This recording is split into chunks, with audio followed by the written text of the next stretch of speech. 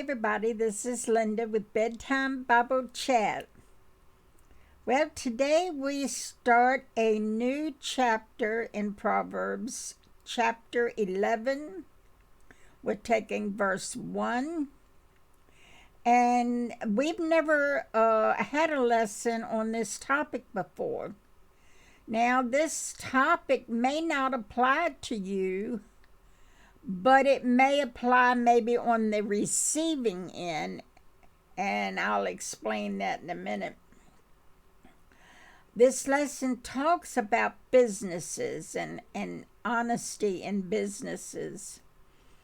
Back in Solomon's day, the businessmen who were selling things sold them according to weight. And sometimes they would cheat and make the scales go in their favor so they'd get more money. And that's what this lesson is about, cheating in business. Let's get over there. Proverbs 11, verse 1. A false balance is abomination to the Lord, but a just weight is his delight. Now remember, they weighed things when they sold them, so that's what the balance is about. And the weight is they would cheat and make the balances heavier or lighter, whichever way they needed it to be to get more money. Let's go over to Amos and see what it says about it. In Amos 8, verse 5, saying, when will the new moon be gone, that we may sell corn?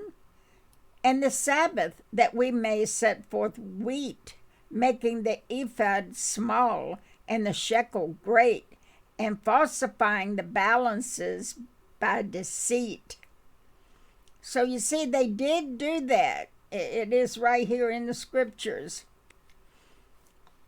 And if you ask me, cheating in business, you cross the line in so many different places. You do many sins at once when you cheat in businesses.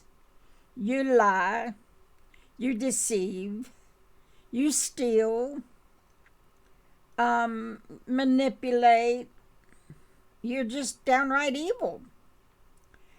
And we've seen that businesses have made a science out of that. They're so good at it. And that's sad. You don't know who to trust. And even I've read that businesses that put the Christian symbol, the fish, on their building to get Christians to come in and deal with them, they really aren't Christians. They're just deceiving the people to make you think they are, to get your trust, but they aren't. So we're dealing with a lot of deception in the world, in the business world. Oh my goodness. I mean, we see it every single day. You know, corporate America is who runs this country. A corporatocracy is worse than communism, and that's where we're at. We have a horrific system in place where corporations tell the politicians what to do, as we just saw with Tucker Carlson. They didn't like the fact that Tucker was exposing the secrets, and they fired him, or had him fired. In business, your deception cannot be made public because it will ruin the trust the customer has in you. Well, anybody who trusts anything in corporations is crazy to start with. I mean, you know, they just they're like a used car salesman. You know, it used to be that just the used car salesman had a bad reputation. But now all corporations do. And God looks down on that because it does cross many lines. It does utilize many sinful, wicked means to get their money, to get their power. But those of you who are listening to me today, you probably are not in a business. And you are, however, on the receiving end.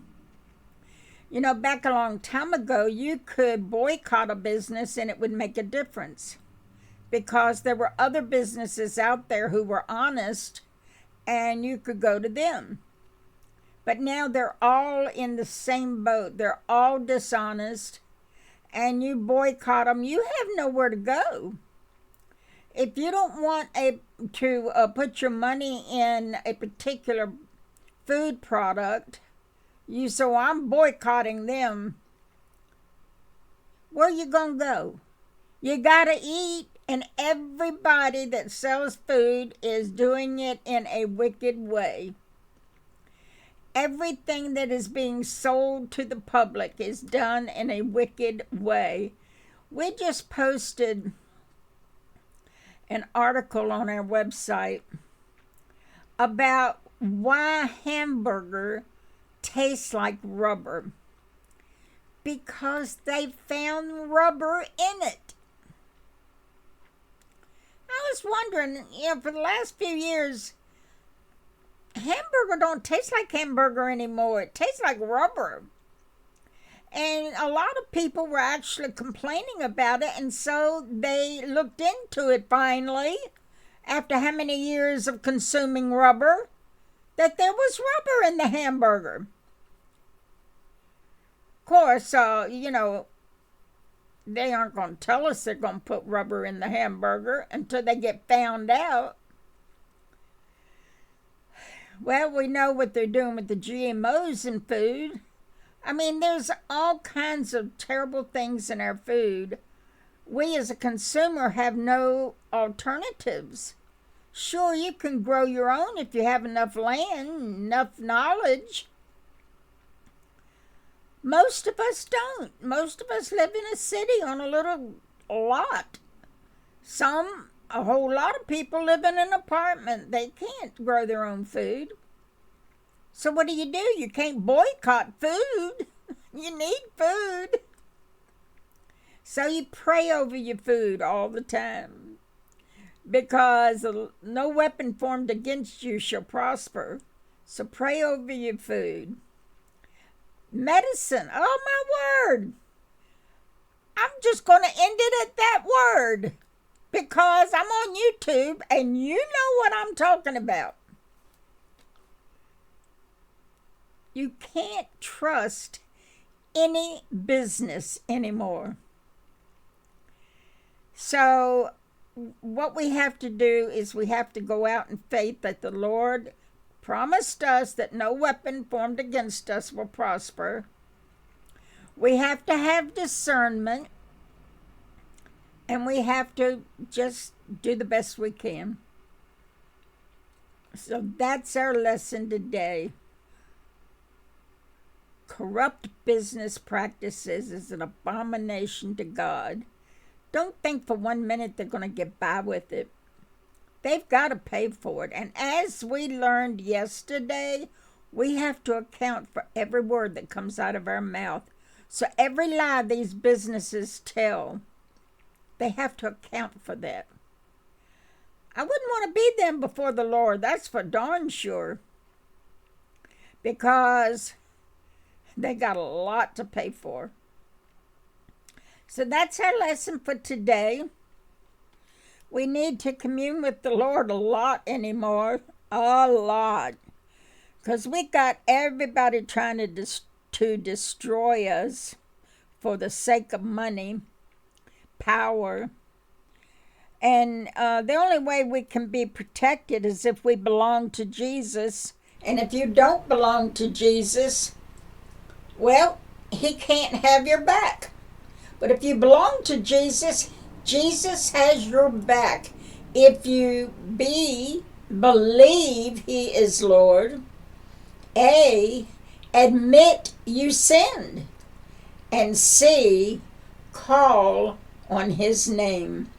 Then Jesus will have your back. He will protect you. No weapon formed against you will prosper. He will keep these poisonous things they put in your food from harming you. So that's our only protection is the Lord. And if you don't have the Lord, then you're going to be destroyed. And that's their goal. So there you have it. That's our lesson for today. I hope it did something for somebody. Maybe get somebody to Jesus, because they know what I'm talking about. They may not be saved, but they know what I'm talking about. You can't trust a doctor. You can't trust our food. You can't trust politicians. You can't trust the news. You can't trust nobody. So the only person that left that you can trust is Jesus.